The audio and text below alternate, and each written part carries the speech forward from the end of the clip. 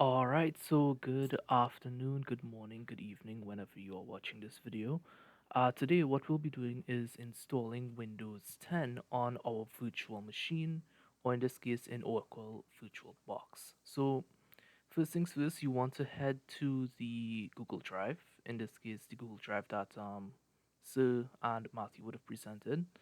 And first and foremost, you would want to download the Windows 10 ISO, right? So you would right click on the Windows 10 ISO, go to download, and then of course it would scan for viruses.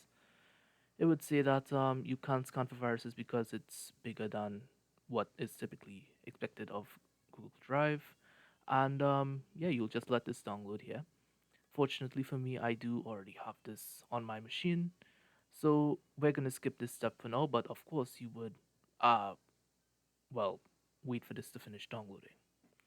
Next up, we want to put the ISO in a place where uh, we would be able to find it. So in this case, I have it in my documents with Windows 10 ISO, the server as well, which we'll be doing in the future, and a Linux distribution, which this is just for personal use. But yeah, so we want to make sure we know where these ISOs are first and foremost. So you want to click on the File Explorer window. It should show a path, and you just want to remember this path here for now, right? You can put it anywhere that you want, whether it be on an external drive or whatever the case may be. But for now, you just need to know where this ISO is. So let's close out of this here for now, and remember where it is, of course. And the next thing that we're gonna do is, of course, open up VirtualBox. And you can see that I have some virtual machines here with Windows 10 and Windows Server 2019. However, for the sake of this video, we're going to start from scratch. So I'm going to leave these machines unattended and create a new machine. So since this is for a video here, I'm going to name this one Showcase Win 10. Right, so this will just be the general machine or the general name of the machine itself. Right, this would be the folder in which the actual virtual machine will be created. Uh, so yeah, this is fine here for me. If you have a preferred space where you want to create that virtual machine, by all means, you can change this file path. Next up here, we have ISO image. Now, this is where we would input the file path, where we would have that ISO. So usually you would not see these other options here because, well, I've done this previously, but you should click on Author here. It should open up a File Explorer window, and you just want to navigate to where you would have that ISO. So in this case, it's in ISOs or my documents, ISOs, and then select the Windows 10 ISO or whatever ISO image that you are trying to install. So we're going to click Open here. And yeah, that is the first step really done there. Next up, we want to make sure that this box is checked, which is skip unattended installation. So we're going to check this up here. And yeah, let's go ahead and click next. So the next thing here that we're going to be doing is selecting the base memory, in this case the RAM, and the amount of cores that the virtual machine can use. So in this case, since it is a showcase, I'm just going to allocate about 4 gigabytes of RAM. So 4096. And for the processors, again, since this is like a showcase, I'm going to only allocate about 2 cores. But of course, if you are doing this for a project, for example, in this case for class, you would more preferably want to not necessarily max it out, but put it at a reasonable number where it's enough to where you can run 2 virtual machines at once while not hindering the actual performance of your main machine that you're running it on. So in this case, just for example, I do have the Windows 10 that I previously did at around, I think, 4 gigabytes, but I have 4 cores. But with Windows Server, I have a marginal amount more, right? Just because it would require that amount. But nevertheless, let's click on next when we configure this. And now it's asking us to create this virtual hard disk. Now, I would recommend a bare minimum of about 64 gigabytes, but if you want to go further, by all means, but for the minimum, I would recommend about 64. So let's just change this here. And yeah, we can create this virtual one, or if we want to use an external or an existing rather virtual drive, we can definitely do that as well. So I'm going to click next here for now once we configured that. And then we're going to finish this up here. So now we have showcase Windows 10 as one of our virtual machines on the left hand side here. Let me zoom in here so that I can see. And what we're going to do is we're going to click on the machine and click on start just so that we can actually run the machine in the first place. So you can see here that it says powering up or powering VM up. And yeah, you can see that we are in VirtualBox here for now. So I'm going to clear the notifications here to the side, and it should boot directly into Windows 10. Now, of course, we do in fact have to install Windows 10 on our virtual hard drive that we've created. So I'm just going to create and select any sort of, well, the necessary functions here, or the necessary options, which are the language and, of course, the time and currency format. Uh, you can select whatever you prefer, but like I said, doesn't really have to be specific since you can change it in the actual operating system itself. So for now, I think I'll leave it at English United States, and maybe I'll change it later. Click on next, and you want to click on install now. Now setup should be starting here, and this may take a while, seeing as we are installing from an ISO. What you want to do here when you encounter this window, activate Windows. Of course, we do not have access to a product key, so we're just going to click on I don't have a product key for now, and we want to select the version that we want. So in this case, we can select Windows 10 Pro, we can select Windows 10 Home. For now, I'm going to click on Windows 10 Home just so that we can confirm that it's a client-side um, operating system.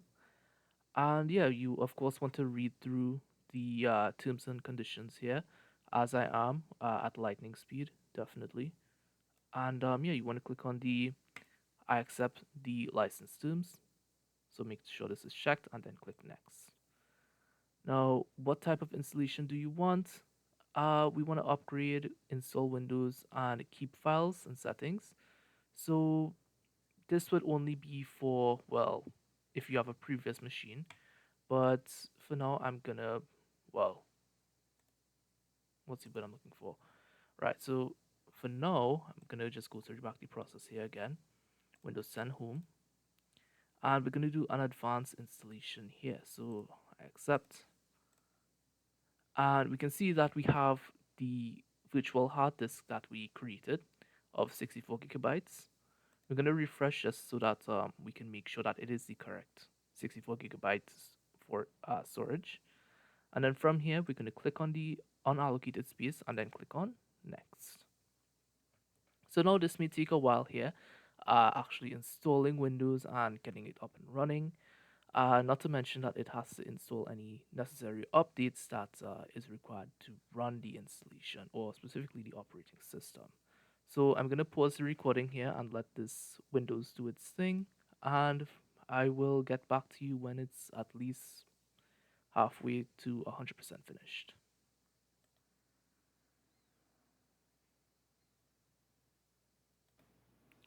Alright, so essentially what happened here is that the installation is 100% complete, and now we are actually restarting our virtual machine.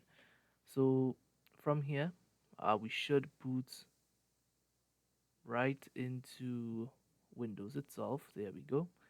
And yeah, we just need to go through the Windows setup process, and we should be good to go. So of course, I am running this on a hard drive here, so it's going to be a bit slower than your typical SSD.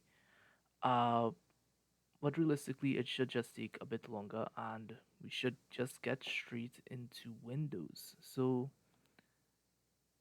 and eventually we will end up in the setup menu. So, I'm going to give it some time again, just so that the machine actually boots into the setup menu for Windows, and I'll be back when that is finished. Alright, so we are back here, and we can see that as on initial boot up here, after everything has loaded, we are greeted with Cortana. which is the now unfortunately discontinued assistant by Microsoft, or fortunately, depending on how you look at it. Um, yeah, so what we'll be going into here is, of course, waiting for this to actually get into it. Yeah, so for now, let's get into probably the language setup into the keyboards most likely. So, okay, so it's a region. Let's go with our region here, which is Trinidad and Tobago. Of course, this is not final. If we wanted to change this, we can definitely do so. So my keyboard is the US layout, so I'm gonna click on that. And do we want to add a new layout? I don't think so, unless we have another keyboard lying around. But no, generally not. So we're gonna click on skip. Do we want to connect to a network? Let's click on I don't have internet, but of course, in order for this Windows to have the latest updates and whatnot, it should be connected to internet. That can be something that we do later on when the system is actually set up, but we don't necessarily have to do it right now. We just want to make sure that the virtual machine works. Um, so of course, this is a prompt here that is asking you to sign in with a Microsoft account. Of course, we want to continue with a limited setup despite not actually being limited. So let's continue here. And our system will now restart and most likely get into our GUI of Windows 10. So again, I'm going to give it a minute here just so that everything works and my hard drive doesn't die. And yeah, we can see that we are loading into, well, Windows itself, or specifically Windows 10. And looks like we have a new setup here. So I'm just gonna, we're being asked who is gonna use this PC. Of course, this would be the person that is gonna use the PC in this case, or the virtual machine, in this case, me. Right, so I'm gonna enter my name here, press next, create a memorable password. If you don't want to create a password, you can just click on next. If you want to, you can, well, make a password. Unfortunately, I'm not going to for this virtual machine. So we're going to click on next here again. In my personal opinion, I usually take off all of these when I'm setting up Windows. And especially for a virtual machine, I don't think I'll be utilizing any of these for the most part. So I usually just uncheck all of these, and then I click accept. Hi. Okay. So of course, this would be the general prompt that you would get when you are finished with the setup itself. So after this, you should be taken directly into um, the GUI of Windows 10, and you should be able to interact with the system as you would. So as the prompt here says, this might take several minutes. So I'm gonna pause the recording here for now again, and come back when we are either in another menu or in the GUI of Windows 10. Alright, so the prompt did change a bit there. I was unfortunately not able to get it on recording, but it said almost there, and now we are in the Windows 10 environment or the Windows 10 GUI. Yeah, so we can check around and just make sure everything works. So we can go to our start menu here. I'm just gonna do some general things to clean up the system a little bit or to make it look a bit nicer, in my personal opinion. Right. So we can just check around and just make sure everything is okay. So I'm gonna go to my file explorer here just to make sure the 64 gigs is recognized. And yeah, so of course some of this would be taken up by um system reserved. So let me just double check that and make sure. And let me double check and make sure. Yeah, so looks like the whole 64 gigabytes was recognized. 50 of the megabytes, sorry, was system reserved. Uh, 554 is another partition dedicated to Windows, and our main partition, which is 64 or 63.41 gigabytes, is dedicated to our actual usable storage. And yeah, that has been how to install or successfully install Windows 10 on our virtual machine or VirtualBox. So if you want to close out of the virtual machine, of course, you will close the window, and you can either power off the machine through here, or you can simply just go to the start menu, click on shutdown, and this should close the VirtualBox window as well. And that's exactly how you would go about installing and successfully running Windows 10 in our virtual machine. So I would like to thank you for taking the time to watch this video here. And if there are any problems, feel free to let me know.